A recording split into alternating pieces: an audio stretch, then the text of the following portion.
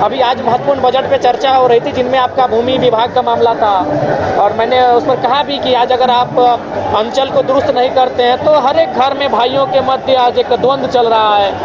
दावा की जमीन में दखल किसी और का है और कागज किसी और के नाम पर है, जो कि हर दूसरे परिवार में ये युद्ध चल रहा है। तो सरकार को इस पर चेतना चाहिए और जमीन संबंधित मामलों को दुरुस्त करना चाहिए। मैंने एक रामाशंकर विद्रोही की कविता को भी सुनाया था, आपको भी सुना देते हैं कि मैं किसान हूँ, आसमान में धान बो रहा हूँ। लोग कहते हैं आसमान में धान नहीं जमता है, तो कभी कहते हैं कि जब धरती में भगवान जम सकते हैं, यहाँ भगवान का मतलब सभी धर्म से लीजिए, ईश्वर, अल्लाह, खुदा, रब, वाहेगुरु, सबसे, कि धरती में अगर भगवान जम सकता है तो आसमान में धान क्यों नहीं लग सकता है। अब तो या तो आसमान में धान उगेगा या फिर धरती से भगवान उठेगा।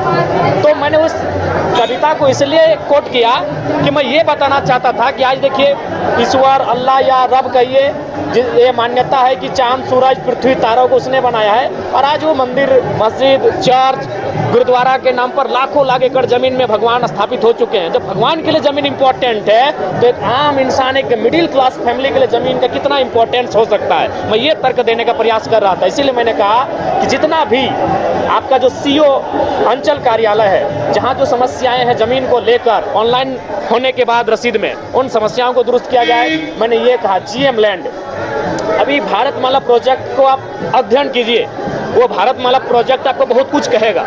वो प्रोजेक्ट 22 किलोमीटर उत्तर प्रदेश से होकर गुजरी है, 160 किलोमीटर बिहार, 160 किलोमीटर झारखंड और लगभग 250 किलोमीटर पश्चिम बंगाल। अब जब आप उसको सर्वे करेंगे तो बाकी 3 स्टेट में कहीं जीएम लैंड अगर मिला भी है तो नामात्र मिला है, और झारखंड में लगभग 50 से 60% जीएम लैंड मिला है। इसलिए मैंने कहा कि जीएम लैंड की रसीद, मालगुजारी रसीद जितना जल्दी हो सके रैयतों के पक्ष में काटी जाए, और नहीं तो इसी प्रकार यहाँ के जो रैयत हैं वो ठगे जाएंगे।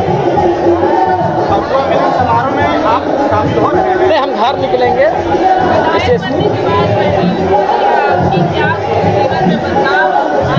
बदलाव विशेष नहीं है, बस यही है कि थोड़ा मैंने एक प्रोटोकॉल में आए तो जो काम होते हैं, जो सवाल होते हैं, उन पर कार्रवाई होती है। जैसे मैंने ITI कॉलेज और डिग्री कॉलेज का मामला सवाल में उठाया था, सवाल में हम उठाएं और उसके बाद तुरंत वह कार्रवाई होना शुरू हो गया। हमने एक यूनिवर्सिटी में का मामला उठाया था, तुरंत यहाँ से टीम गई यूनिवर्सिटी जांच करने के लिए।